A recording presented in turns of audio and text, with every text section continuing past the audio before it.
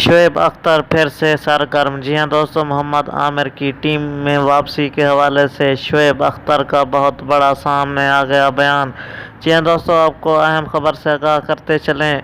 मोहम्मद आमिर की वापसी के हवाले से बाबर आजम ने प्रेस कॉन्फ्रेंस करते हुए अब ये फैसला नहीं किया कि मोहम्मद आमिर की वापसी पक्की है टीम में या नहीं। जी हां दोस्तों, मोहम्मद आमिर का ट्विटर पर अपना ट्वीट शेयर करते हुए उनका ये इंदिया दिया कि मैं वापस आ रहा हूं वर्ल्ड कप में, लेकिन अभी फैसला नहीं हुआ।